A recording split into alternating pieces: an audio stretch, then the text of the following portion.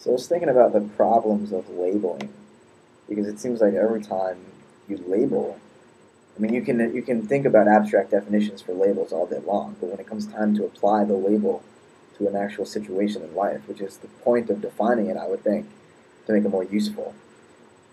But when it comes to actually applying it, it becomes stereotyping all of a sudden because in most cases we start to realize that individual people don't fit into these categories that we've defined because individual people are a lot more, idiosyncratic and unpredictable than we imagine when we're defining terms abstractly.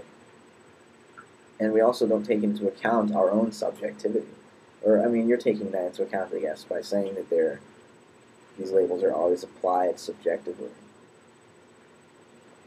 But it seems, okay, when we define these labels, each of us individually is using their own experience as a basis, their own experience of other people as a basis for what these words mean. And we've all experienced different people from a different perspective, our own, and we're trying to distill that into some general, you know, smudge of an idea that's supposed to cover every person,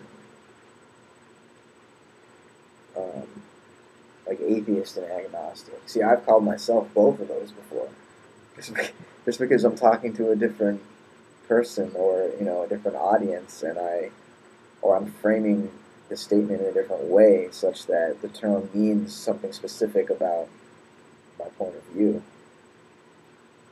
So those words are almost empty. Maybe a good example of the effect of trying to label an actual concrete person would be to just do it to each other. Um, so you should try to label me, and I'll try to label you, and we'll see. Don't take it personally, but we'll just see how we each interpret the other's label and see how it works.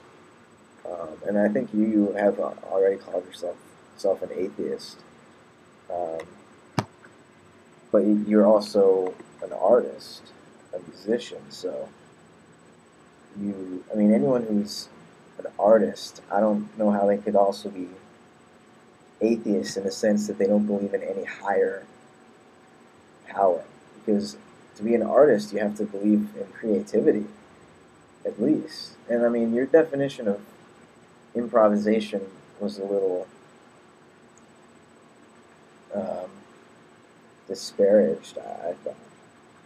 I mean, your not your explanation of it, but like that's all that improvisation is. If improvisation is creativity, which it is, I think it involves more than just pulling out these sort of uh, pre-made tricks out of a bag and just applying them in the right places at the right times. No doubt you need to develop skill to be creative at a high level, but the skill isn't necessarily mechanical like that. It's a technique. It's a proficiency at getting into a certain state of being or a state of spontaneity that allows that type of art to just flow, whatever it is. And it can be more organic, I think. It can evolve and you can do something new that you've never done before. Um, so yeah, I just think it's hard for an artist to be an atheist because creativity seems to be uh, basically equivalent to the creator, God. Just it's God in a different way, in a more